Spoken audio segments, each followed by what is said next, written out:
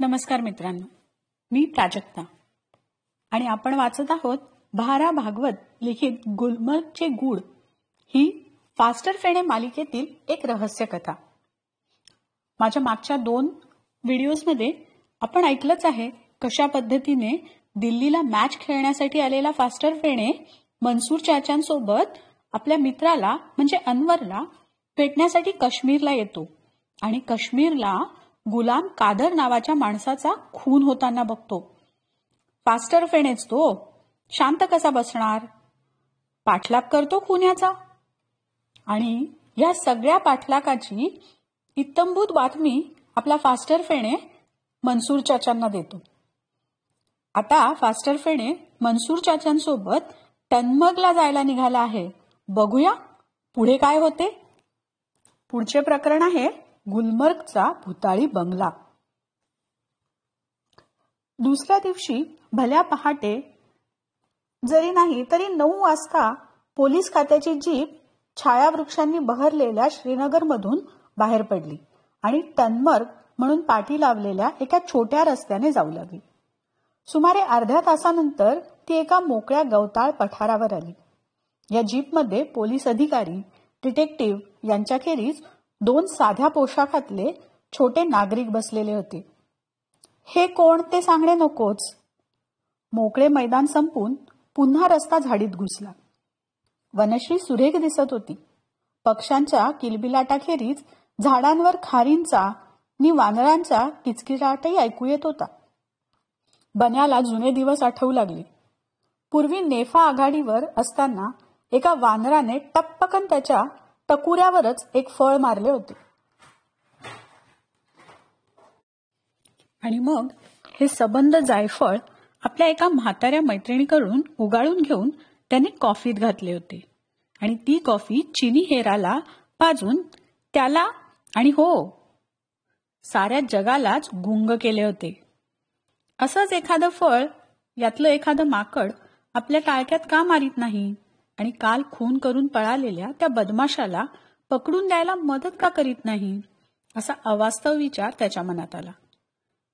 तितक्यात ड्रायव्हरच्या शेजारी बसलेला डिटेक्टिव्ह मनसूर मागे वळून म्हणतो, बच्चे लोक, तुम्हाला एक ताजी खबर मी अजून सांगितलेली नाही. ती कोणती, बन्याने विचारले.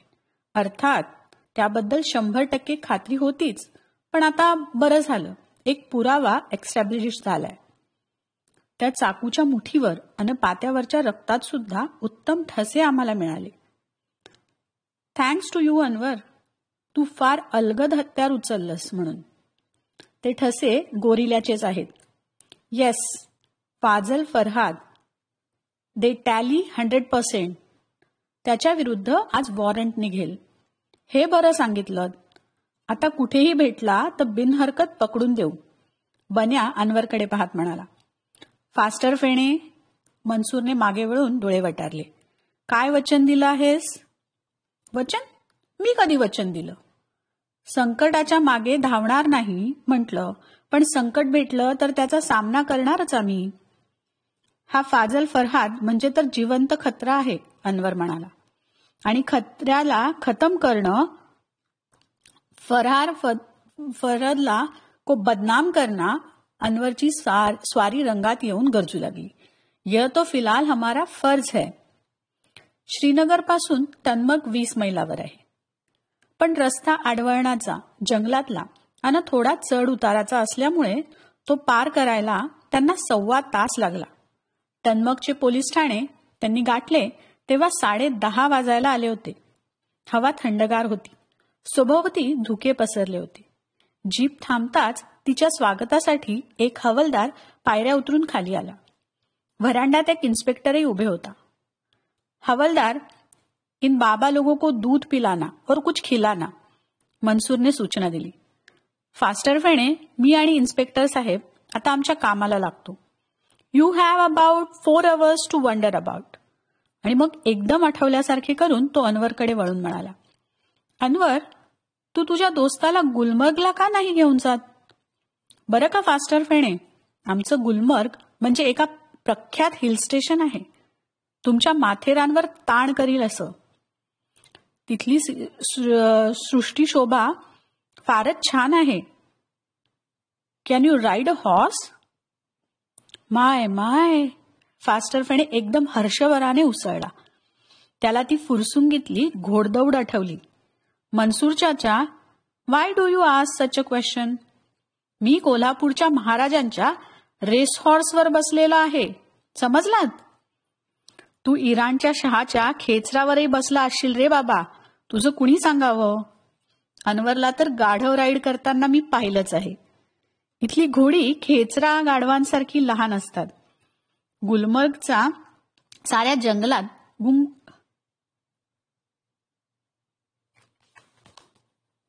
रस्ता चढून जायला घोड्यासारखं दुसरं वाहन नाही. हवालदार या पोरांचं खाणं पिणं झालं की त्यांच्यासाठी भाड्याची तट्ट घेऊन या. ये लो पैसे, संभाल के ले जाना, कोहरा काफी है और ठीक 6 बजे वापस लौटना चाहिए. बरं का Anwar? At 6 o'clock sharp. Yes sir, अनवरने मिलिटरी सॅल्यूट ठोकला. आपल्याला घोड्यावर बसायला मिळणार या विचाराने त्याच्या तर उत्साहाला नुसते उधाण आले होते. गरम गरम शिरा आणि दूध रिचवून दोन्ही उत्साहमूर्ती लवकरच बाहेर पडल्या. हवालदाराने त्यांना 2 तट्टे मिळवून दिले. फुरसुंगीच्या झाडीत भेटलेल्या फेवरिट बादशहाच्या मानाने ही शिंगरं अगदीच मामुली होती. रेसहॉर्स सारखी घट्ट बांधेसूद मुळीच नव्हती, पण टांग्याच्या घोड्यासारखी हाडं निघालेलीही नव्हती. थोडक्यात सांगायचे म्हणजे मुंबईच्या चौपाटीवर मुलांना पाठीवर मिरवीत जी 2-4 घोडी भुसभुशीत वाळूतून दौडत असतात तशी बेतशीर सुबक शिंगर होती म्हणाना. बन्याला मिळाला होता कपाळावर केशरी गंध असलेला पांढरा शुभ्र अश्वमेधी घोडा, तर अनवरला पांढऱ्या शेपटाचा तकतकीत काळा घोडा. दोघांचेही कान उभे आणि टोकदार होते. आपल्या काळ्या भोर टपोऱ्या डोळ्यांनी दोघांनी या नव्या टेम्परवारी पालकांकडे पाहिले आणि पाय आपटून फुर्र केले. अनवरच्या मते या प्रेमळ शुभेच्छा होत्या, तर बन्याला हा आवाज नाराजीचा निदर्शन वाटत होता. त्याची भीती खरी ठरण्याजोगा प्रसंग लवकरच आला. कारण अश्वारूढ होण्यासाठी रिकीबीत डावा पाय ठेवून मारलेली पहिलीच उडी त्याच्या अंगलटी आली आणि तो भुईसपाट पडला. सुदैवाने तंगडी बिंगडी मोडली नाही. अनवरने डोळे मिसकावीत म्हटले, यह रहे कोल्हापूर के बादशाह. बाबा रे, आजकाल राजे लोकांची दुनिया नाही. त्यांना आपलं आसन सांभाळायला कुणाच्या तरी टेकूची जरूरत असते. थांब, मी चढवतो तुला वर. आणि मग दुसऱ्यांदा बन्या ट्राय करीत असताना त्याच्या कुल्ल्याला रेटा मागून देत अप अप केले. झाला एकदाचा फास्टर फेणे खोगीरावर स्वार. आणि मग अनवरने सायकलीवर मारावी तशी एका झटक्यात घोड्यावर टांग मारलेली पाहून त्याला फारच नवल वाटले.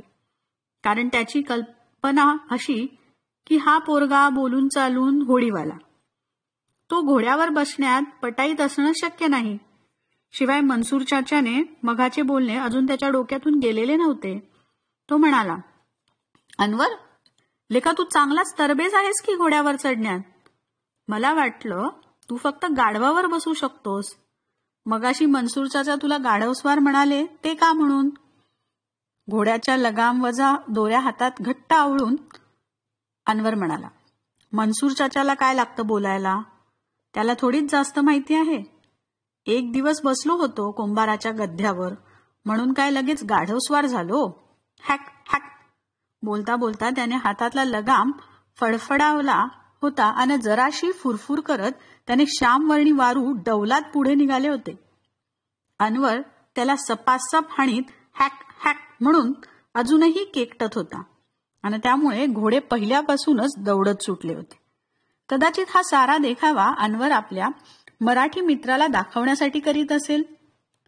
त्याच्या त्या आरडाओरड्याने किंचित चकित झालेल्या बन्या पुटपुटला, चुकलो बाबा मी. गाढवस्वारचा समास सोडवताना माझी चूक झाली असणार. मनसूर चाचाने तो पहिला शब्द जनावराचं नाव म्हणून नसेल वापरला, स्वाराचे विशेषण म्हणून वापरला असेल. पण त्याचा तो फुसका विनोद अनवरच्या कानावरही पडला नाही. इतका तो पुढे निघून गेला होता आणि पडला असता तरी तो तसाच त्याच्या डोक्यावरून गेला असता. कारण समास वगैरे व्याकरण विषयक भानगडी करण्या इतके त्याचे शिक्षण झालेले नव्हते. डाव्या हातात दोरी धरून फास्टर फेणेने आपल्या पांढऱ्या घोड्याच्या मानेवर एक थप्पड दिली आणि हुकूम सोडला, चलो भैया जल्दी जल्दी अपने को गड चढना है. एकदा घोड्याच्या पाठीवर मान जमवल्यावर त्याचा आत्मविश्वास जागृत झाला होता आणि डोळे पिटाळण्यातच त्याच्या कोणतीच अडचण वाटत नव्हती. कदाचित उतरण्याच्या वेळी त्रास होईल, पण त्याला आत्तापासून विचार कशाला करा. डिटेक्टिव्ह मनसूरने सांगितलेली माहिती अगदी बरोबर होती. गुलमर्गचा डोंगर चढावा लागणार असला तरी पहिल्याने रस्ता सुरू होणार होता एका खलाटीतून. तिथे उतरताच कोहरा म्हणजे धुक्याचा थर आणखीनच दाट बनला आणि डोळ्यात बोट घातले तरी दिसू नये अशी अवस्था झाली. गारठा वाढला होता. फास्टर फेणेला हुडहुडी भरली होती आणि तो थरथरत्या हाताने लगाम हलवीत होता. पुढे गेलेल्या अनवरची अश्वारूढ आकृती त्याला दिसेनाशी झाली होती. जरा वेळाने ती अस्पष्ट दिसू लागली. अलबेल है ना अनवरजी, त्याने ओरडून विचारले. अलबेल, अनवरने गस्तवाल्यासारखा पुकार केला. तुम डरो मत, हमारे पीछे पीछे आना. आणि आपण दोघांनी जरी हातपाय गाळले तरी घोडे समजदार आहेत. वे हमें संभाल के लेके जाएंगे. गुलमर्ग त्यांच्या पायाखालचं आहे. तुझ्या पायाखालचं आहे असं ऐकलं होतं मी काही क्षणांपूर्वी. फास्टर फेणे हुडहुडला आणि तेवढ्यात त्याच्या डोक्याला ठोकर बसल्यामुळे गडबडालाही असता, पण थोडक्यात निभावले. तसे दोन्ही घोडे अनवर म्हणाला त्याप्रमाणे समजदार होते आणि गुलमर्गची वाट त्यांच्या ओळखीची होती. धुक्याबिक्याची त्यांना पर्वा वाटत नव्हती, कारण त्याचाही त्यांना सराव होता. आणि ऊन वाढत चालले तसे धुके झपाट्याने विरत चालले. लवकरच रस्ता चांगला स्वच्छ झाला. आता त्यांचा वेग मंदावला होता, कारण ते डोंगर चढू लागले होते. थंडी अजूनही पुष्कळ असली तरी आमच्या स्वारांच्या अंगात श्रमामुळे चांगली ऊब झाली होती. आता सभोवतालच्या वृक्षराजीचे सौंदर्य निरखण्या इतपत दोघांनाही स्थैर्य मिळाले होते. आणि आता तर थंडी जाऊन त्यांच्या चेहऱ्यावर घामाचे ठिपके जमू लागले. फास्टर फेणे थांबण्याची सूचना करणार इतक्यात अनवरने घोड्याचा लगाम खेचला आणि पुकारले, यह आ गया गुलमर्ग, देख कितना सुंदर दिखता है. फास्टर फेणेनेही घोडा उभा केला आणि घाम पुशीत समोर पाहिलं. दरडीतला अवघड रस्ता चढून ते नुकतेच वर आले होते आणि अकस्मात त्यांच्या पुढ्यात पसरले होते एक विस्तीर्ण पठार. पठाराचा मध्यभाग म्हणजे एक अतिशय मोठे हिरवळीचे मैदान आणि त्याच्या चहूबाजूंना छोटे छोटे बंगले आणि झोपड्या दिसत होत्या. पण त्यांची संख्या फारच थोडी होती. बस एवढंच गाव? नाही, गाव आणखीन आत आहे. ही बाहेरची बाजू, आमच्या डेक्कन जिमखान्यासारखी. मालूम है, गुलमर्ग की पहले काफी कीर्ती थी. ब्रिटिश आमदानीत या मैदानावर साहेब लोक पोलो खेळत असत. पोलो म्हणजे घोड्यावर बसून खेळायचा चेंडूचा खेळ. ते आम्हाला माहीत आहे, बन्याने आपल्या घोड्याला थोपटीत म्हटले. हो की नाही रे घोड्या, आमच्याकडे पोलो नाही, पण आमचे वडील कॉलेजात असताना पोलो कॉलरचे शर्ट घालायचे. पुढे पुढे गुलमर्गला अवकळा आली, अनवर सांगत होता. पण अलीकडे परत एक हिल स्टेशन म्हणून त्याला भाव येत चाललाय. तू गाईड म्हणून फार भाव खाऊ नकोस, फास्टर फेणे म्हणाला. एवढा डोंगर चढून आलो, आमची दमछाक झालीय आणि पोटात कावळे ओरडतायत. काहीतरी चहा पाण्याची व्यवस्था कर आधी, आणि आपल्या वाहनांसाठी पण पेट्रोल बघ. हो की नाही रे घोड्या? त्यांची वैरणं इथे चौफेर पसरली आहे, चरू देत त्यांना, अनवर घोड्यावरून उडी मारून म्हणाला. पण थांब, तसं मोकळं सोडून उपयोगी नाही. या कडेच्या झाडांना बांधून ठेव. फास्टर फेणेनेही एव्हाना उतरला होता. दोघांनी घोडे एका वृक्षाला बांधून ठेवले आणि समोर हॉटेल गुलमर्ग म्हणून एक तकलादू पाटी तिरकी लटकत होती तिकडे निघाले. ते हॉटेल म्हणजे एक मामूली पत्र्याची शेड होती आणि अवघे एकच गिराईक तिथे चहा पीत बसलेले होते. साठी उलटलेला गुलमुच चेहऱ्याचा म्हातारा होता तो. इतकी थंडी होती तरी गरम चहा बशीत ओतून फुरक फुरक करून पित होता. आपण नाही असला कळकट चहा पिणार, त्यापेक्षा कॉफी पिऊया, बन्याचे मत दिले. दोघांनी कॉफी मागवली आणि ते बाकावर बसले. आता या मैदानात पोलो खेळत नाहीत, मग काय चालतं इथे? फाफेने विचारले. जाहीर सभा आणि भाषणं, दुसरं काय चालणार?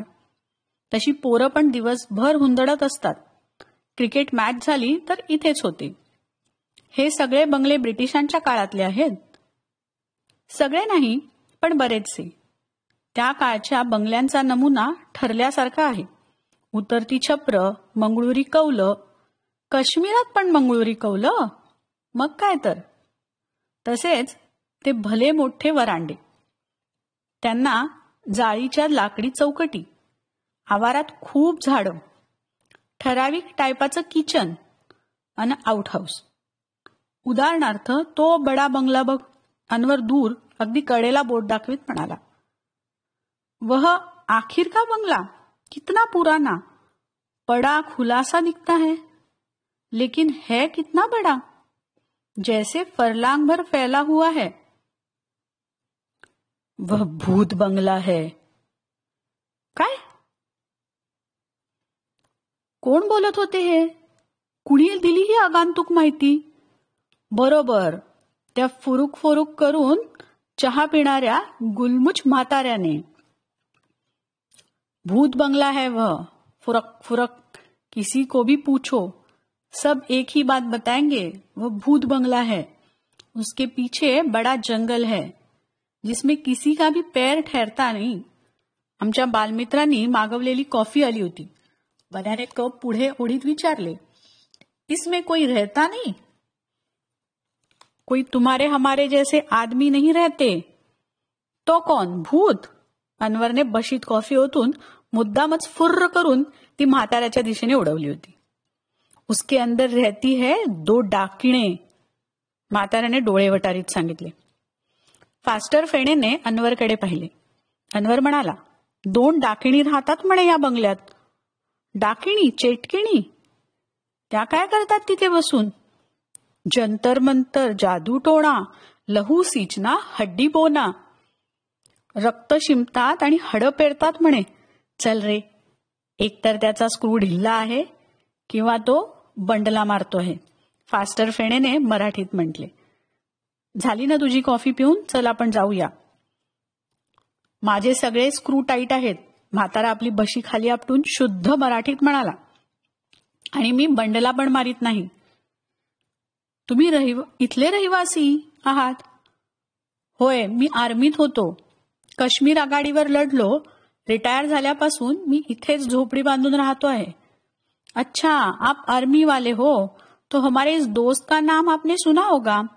अनवरने आपल्या मित्राची तारीफ सुरू केली. यह एक तूफान मराठी लड़का है, इसका नाम है फास्टर फेणे.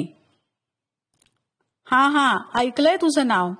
चायना वॉरच्या वेळी तू नेफात कडमडला होतास नाही का? कडमडला नका हो म्हणू, फाफे कळवळून म्हणाला. मी जवानांना कोणताही अडथळा केला नाही. उलट म्हणजे तेच कबूल करतात बरं का, त्यांना मदतच झाली माझी. त्यांच्याबद्दल अनेकांचे अनेक गैरसमज आहेत, अनवरने मखलाशी केली. बरं, गुलमुचमधून पहिल्यानेच हसू फुटले. पण आता कशाला तडफडला आहेस इथे? पुन्हा तेच, तडफडलोय म्हणे, फास्टर फेणेने नाराजीच्या सुरात म्हटले. माझं तडफडणं राहू द्या, त्या बंगल्याबद्दल तुम्ही आमचं कुतूहल जागा केलं आहे, त्याच्याविषयी सांगा आधी. त्या भूत बंगल्याबद्दल? म्हातारा नाकमुरडीत म्हणाला. त्याच्याबद्दल काय सांगायचं? सांगितलं ना, 2 चेटकिणी त्यात राहतात. आणखी कुणी चिटपाखरू सुद्धा जात नाही व बाहेर येत नाही. गावातलं एकही माणूस त्या बंगल्याकडे फिरकत नाही, कारण जो तो भूताटकीला टरकून असतो. पण तिथे भूताटकी कसलीही चालते ते तरी सांगा आधी. ते कसं सांगू? कुणी म्हणतात बंगल्याच्या आवारात रात्रीच्या वेळी झाडावर एक जाड्या आणि एक रोड्या बसलेले दिसतात. त्यांचे डोळे बटबटीत आणि भयाण वाटतात. कुणी म्हणतात मध्यरात्री बागेच्या भिंतीवरून एक काळं मांजर चालताना दिसतं. मग काळी मांजरं चालत नाहीत वाटतं. फाफे. मग काय झालं? उलट अंधेरा असला की मांजरांना चांगले दिसते. मांजरं चालतात इतकंच नाही तर कधी बागेच्या भिंती आडून नुसते भाले तलवारी चालताना दिसतात. रांगेने धरणारा कुणी नाही, नुसतेच चालतात. अभभ. कुणी म्हणतात? म्हातारा म्हणाला. बंगल्यात रात्री एक हाडांचा सांगाडा येऊन टेबलापाशी बसतो. खिडकीच्या तावदानातून दिसतो तो. नॉनसेन्स. तुम्हा मॉडर्न मुलांना ही चेष्टा वाटते सगळी, म्हातारा म्हणाला. पण ते खरे आहे बाबा. नंतर एकदम काय त्याच्या मनात आलं, त्यांच्याकडे डोळे फाडून पाहत तो म्हणाला, त्या बंगल्यात जायचा तर बेत नाही ना तुमचा? असं भलतं सलतं काही करू नका बरं का. फास्टर फेणे, तू तर मुळीच असलं काही करू नकोस. हा काश्मीरी छोकरा करणार नाही हे मला माहीत आहे. तू महाराष्ट्रातून आलेला, तू या भानगडीत पडलास आणि तुझं यात काही बरं वाईट झालं तर लोक मला नावं ठेवतील. म्हणतील मराठी माणसानं मराठी पोराला मारलं. नाही हो बाबा, असं कसं म्हणतील लोक? आणि आमचे घोडे तिथे बांधले आहेत, त्यांची काळजी नाही का आम्हाला? फास्टर फेणे बाबाला म्हणाला आणि त्यांना नमस्कार ठोकून तो अनवरच्या कानात म्हणतो, मनसूर चाचांची गोष्ट निराळी होती. आता याही माणसाला मी वचन देत बसू की काय? ते काही नाही. झाली ना तुझी कॉफी पिऊन? चल आपण निसटूया त्याच्या कचाट्यातून. मॅड सारखा काहीतरी बरळतोय. कॉफीचे पैसे चुकते करून दोघं बाहेर पडले आणि मजेने इतरस्त भटकू लागले. फिरतात फिरतात अगदी सहज गेल्यासारखे दोघे त्या भुताळी बंगल्यापुढे गेले आणि जरा दूरच एका उंचवट्यावर उभे राहून पाहू लागले. बंगला होता खरा पडीक, जीर्ण आणि खूप खूप अवाढव्य, पण तरी वाडा नाही, बंगलाच होता. आवारच केवढे टोले जंगी, खूप झाडीवाडीने भरलेले आणि सभोवार पुरुषवर उंचीची भिंत बांधलेली होती. बंगल्याच्या पिछाडीकडे आवाराबाहेर दाट जंगल होते. इतके दाट की ते संपते कुठे हेच कळत नव्हते, कारण पलीकडे पुन्हा धुक्याचा किंवा कसला तरी थर होता. अनवर उजवीकडे हात करून म्हणाला, य देख, ही इकडे खालच्या बाजूला दरी पसरलेली दिसते ना? माझ्या कल्पनेप्रमाणे तीच दरी बंगल्याच्या मागे पण असावी. हे जंगल एखाद्या कड्याच्या काठावर असावं. श्श, गप्प बैस. कुणीतरी फाटक उघडतंय. आपण जरा उंचवट्याखाली उतरून आड उभे राहूया. दोघेही चटकन खाली धावले आणि एका झाडाआड उभे राहून पाहू लागले. बंगल्याचे फाटक उघडले गेले.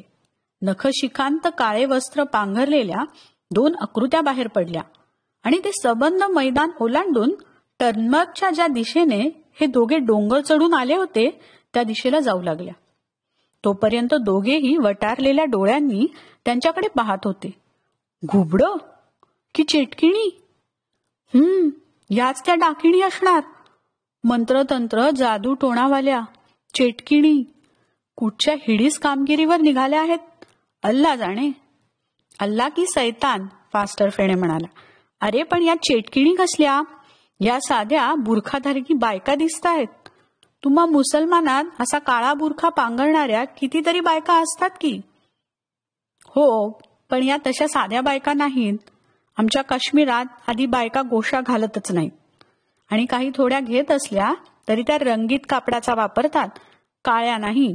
यह तो काला पाणी है औरत भूत. झालं. फास्टर फेणे निराशेने म्हणाला. आता तूही फिरतरलास आणि हे नवीन काय काढलंस औरत भूत? भूतांच्या बायका आहेत त्या, त्यांचे पाय बघ उलटे आहेत. म्हणजे आमच्या महाराष्ट्रातल्या प्रमाणे काश्मीरात देखील भूतांचे पाय उलटे असतात वाटतं, फाफेच्या मनात विचार आला. बाकी एकदा भूत झाल्यावर त्यांचा प्रांतभेद कसला म्हणा? आंतरभारतीय एकच मामला, उलटा पलटा. पण डोक्यात जे मजेदार विचार विद्युत वेगाने खेळत असतानाच बन्याने कुतूहलाने त्या बुरखादारी बायकांकडे पाहिले होते. आता त्याच्या तोंडून नेहमीचा आश्चर्योद्गार बाहेर पडला, कारण खरोखरच त्या दोघींची पावले उलटी होती.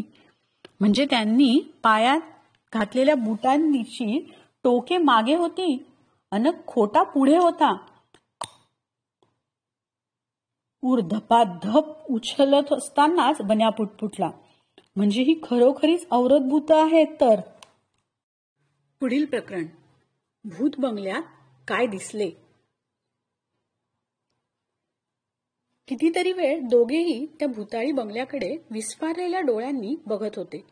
मग फास्टर फेणे अनवरकडे वळून हलक्या आवाजात म्हणाला, क्या सोचते हो? आपण एंट्री मिळवलीच पाहिजे या भूत बंगल्यात. लेकिन कैसे?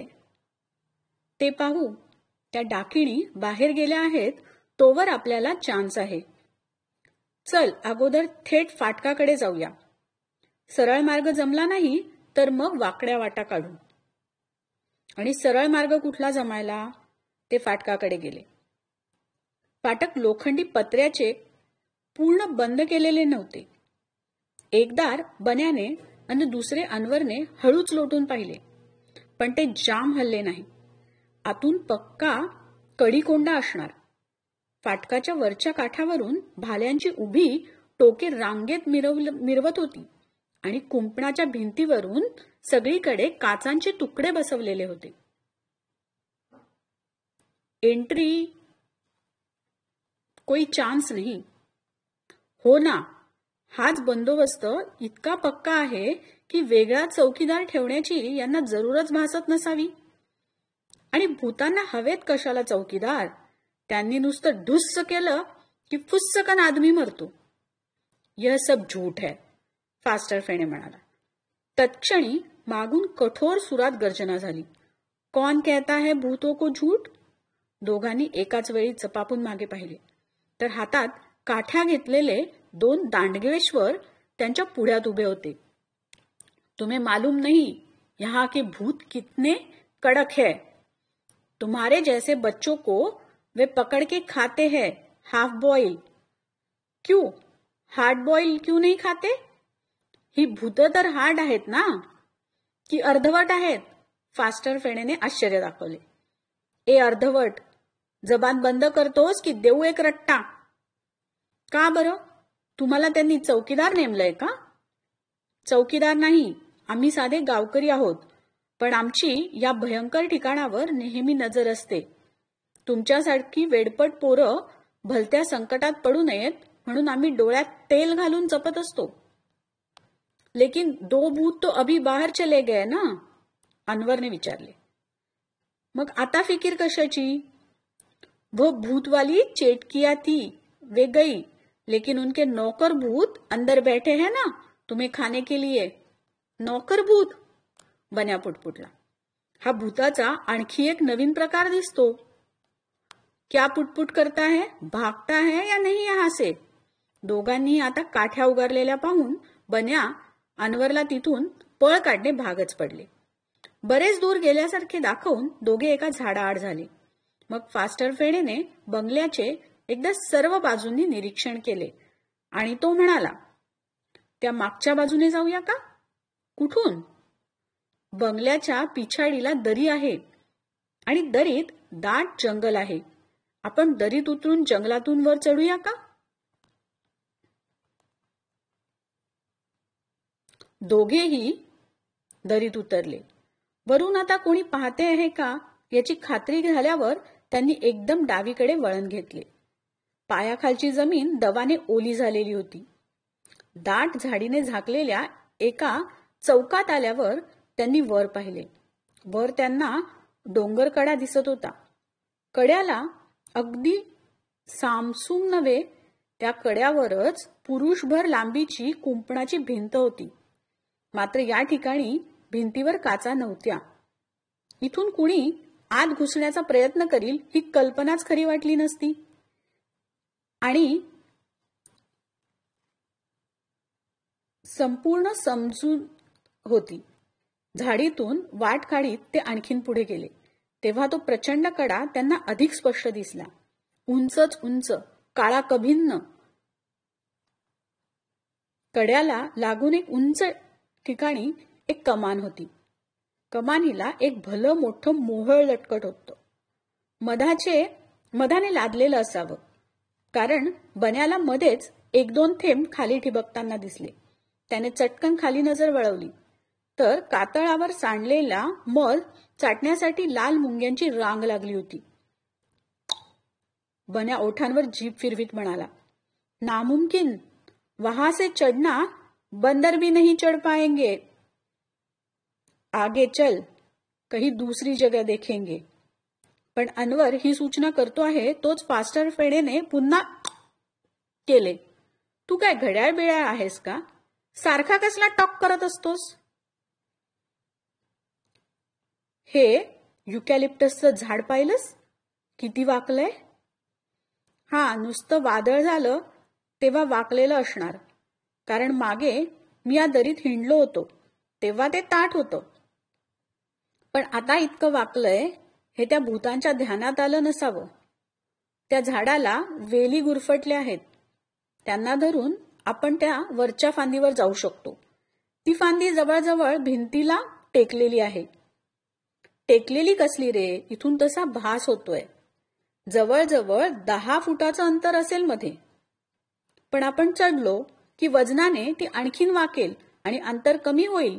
Let's try. ट्राय करायला अनवर एका पायावर तयार होता. लगेच दोघांनी त्या वेली पकडल्या आणि भराभर वर चढायला सुरुवात केली. वेलीवर वाळक्या शेवाळाचा थर बसला होता. पण सुदैवाने तो खरखरीत नव्हता, मऊच होता. जवळजवळ 20 फूट उंच चढल्यावर बन्याला ती फांदी हाताला लागली. तिला धरून लोंबकळत तो पुढे जाऊ लागला. संभाल की जाना, मागून येणारा अनवर थपकून म्हणाला. तुम पहले जाना, मैं फिर आऊंगा. अनवरने घेतलेला हा निर्णय अगदी योग्य होता. ती लवचिक फांदी फास्टर फेणेच्या किरकोळ वजनाने सुद्धा वाकली होती. त्यात भर म्हणून तर अनवर चढला असता तर कदाचित दोघांच्या भाराने ती तुटली असती. फास्टर फेणे भराभर पुढे सरकत होता. त्याची खात्री होती की फांदी पक्की आहे, ती तुटणार नाही. तरी पण हा उद्योग लवकर आटपायला हवा आणि खाली मुळीच पाहता कामा नये. चक्कर बिक्कर आली असती. फांदीला धरणे, फांदीकडेच पाहत राहणे आणि पुढे पुढे सरकणे. शेवटी फांदीच्या टोकाशी येईपर्यंत भिंत 1 फुटावर राहील. पण फांदी इतकी वाकली होती आणि मग एक हात आणखीन पुढे, फांदी आणखी वाकली. बन्याचे पाय भिंतीला टेकले. पण त्याने फांदी एकदम सोडली नाही. खाली वाकून त्याने एका पायाने भिंत धरली, मग दुसराही हात सोडून दिला. तशी फांदी सटकन वर उडाली. तिने वर 2-3 हेलकावे घेतल्याने फास्टर फेणेला जाणवले. पण तेवढ्यात तो भिंतीवर पालथा पडून खाली दरीत पाहत होता. बाप रे, केवढ्या उंच आलो आपण, केवढं धाडस केलं हे. खरं म्हणजे असं करायला नको होतं. मनसूर चाचाला आपण काय वचन दिलंय? संकट ओढावून घेणार नाही. पण हे संकट ओढावून घेणं नाही तर काय झालं? चक्क मृत्यूशी सामना करीत आहोत आपण. इथवर आलो आहोत. जाऊ द्या, काही गोष्टी बेट्या लक्षातच येत नाहीत लवकर. ओहो, हे काय? पलीकडे मोटारीचा रस्ता आहे, झाडीत लपलेला, आणि तो दरीतून वर चढून बंगल्याच्याच पिछाडीला आलेला आहे. जरा पुढे गेलो असतो तर तो रस्ताच मिळाला असता आपल्याला. पण अर्थात प्रवेश मिळाला नसता म्हणा, तो वरूनच मिळवायला हवा. हे शब्द लिहायला जेवढा वेळ लागला तेवढा फास्टर फेणेचा घोंगावणारा त्याला लागला नाही. विद्युत गतीने त्याच्या मेंदूची चक्रे फिरत होती. शेवटी खालची ती 30 फूट खोल खडकाळ दरी वर येऊन आपल्याला भिडते आहे असा जेव्हा त्याला भास झाला तेव्हा त्याने डोळे मिटून घेतले. त्याच वेळी मागे काहीतरी खसखसले. फांदी पुन्हा टेकत होती. फास्टर फेणेचा शर्ट मागून कोणीतरी धरला.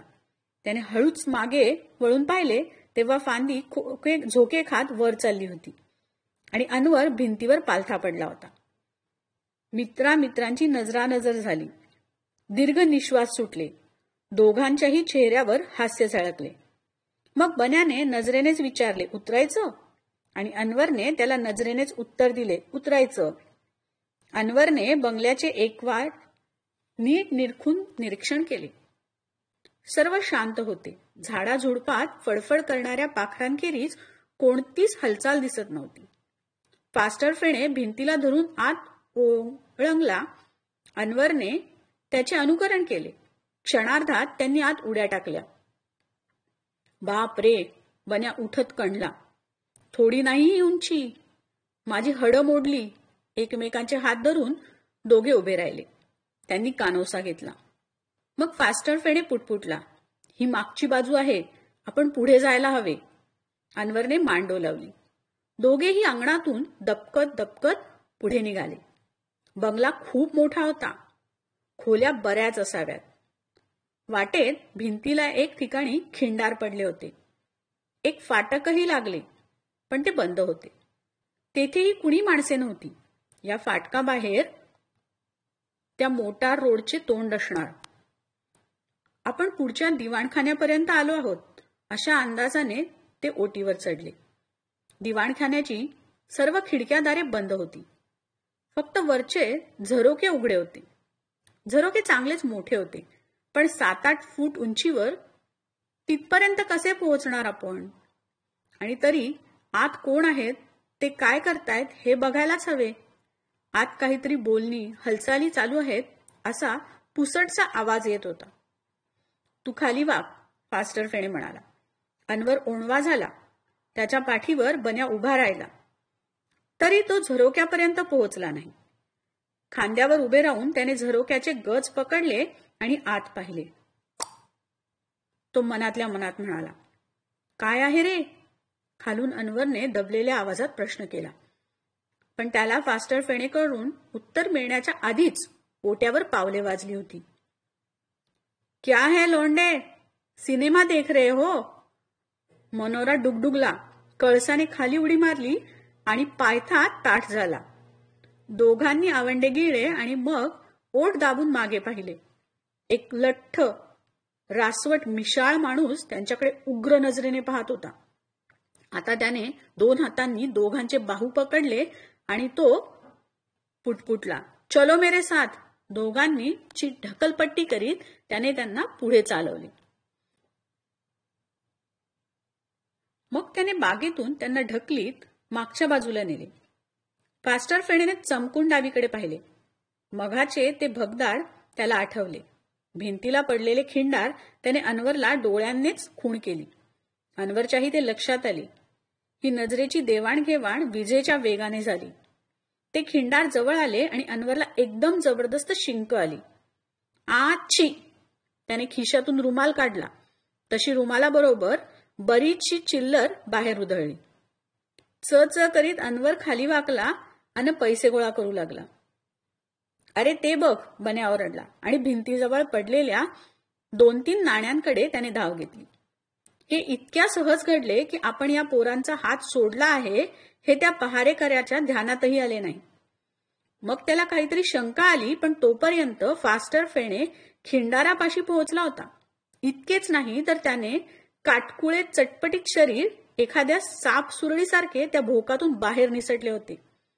जेमतेम त्याला निसटता यावे एवढ्याच रुंदीचे ते भगदाड होते म्हणाना. अनवर त्यातून निघू शकला नसता आणि त्या दांडग्या पहारेकऱ्याची तर गोष्टच सोडा. बाहेर पडताच आधी बन्या भोकातून बाजूला झाला आणि भिंतीला लपटून उभा राहिला.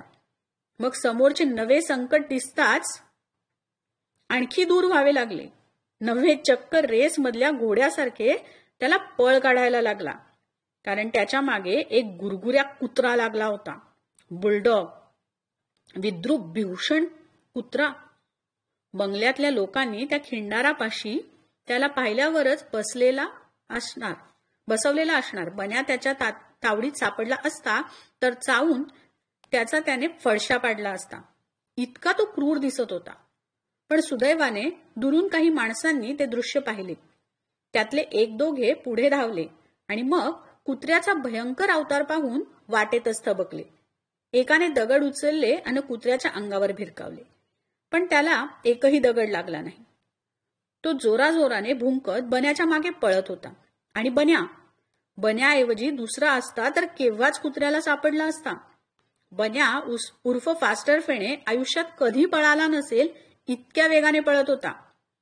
इतक्या बघ्या लोकात एक पोलीस हवालदार सामील झाला. त्याच्या हातात काठी होती. त्याने कुत्र्याला वाटेतच गाठले.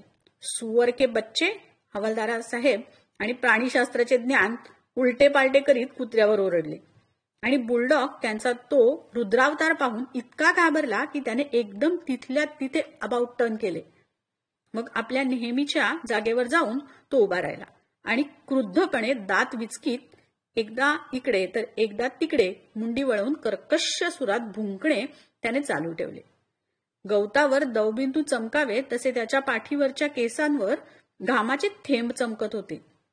त्याचा दुहेरी संताप अंगात मावेनासा झाल्याने त्याची ती भक्कम पाठ थरथरत कापत होती.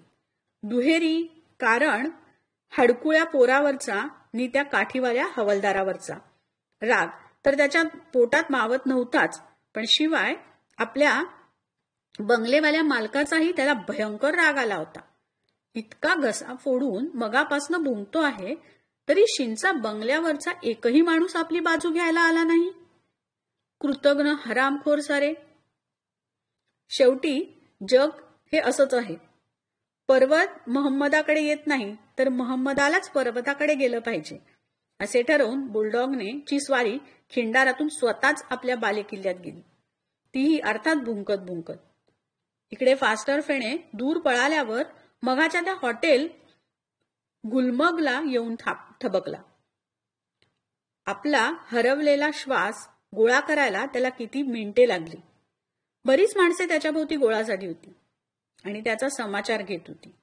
हॉटेलवाल्याने तर या मगाचाच मराठी पोरगा आहे हे पाहताच आपल्या पोराला चहाचा कप भरायला फरमावले. पण बन्या उर्फ फास्टर फेणे कुणाकडेही लक्ष देण्याच्या मनस्थितीत नव्हता.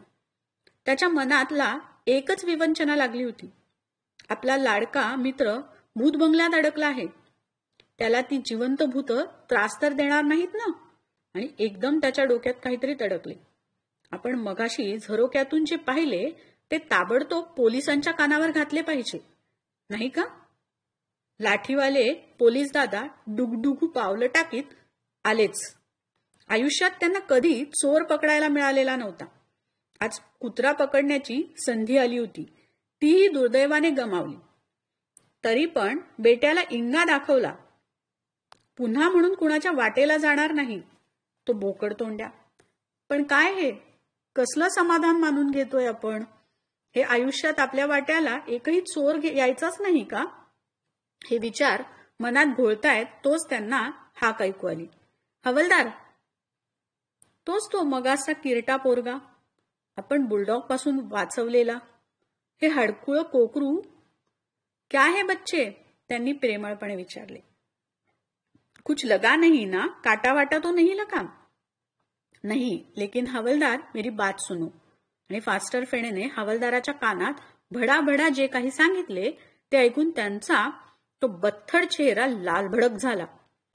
त्यांना एक एक डोळा सुपारी एवढा मोठा बनला. त्यांच्या डोक्यावरचे केस ताठ उभे राहिले. बन्याला तर क्षणभर वाटले त्यांची टोपी उडून जाते की काय. हवालदारांना वाटले आपली महत्वाकांक्षा आता नक्कीच फळणार आहे. आपली दाभणकाठी मिशी कुरवाळीत ते गुरगुरले. यह बात है.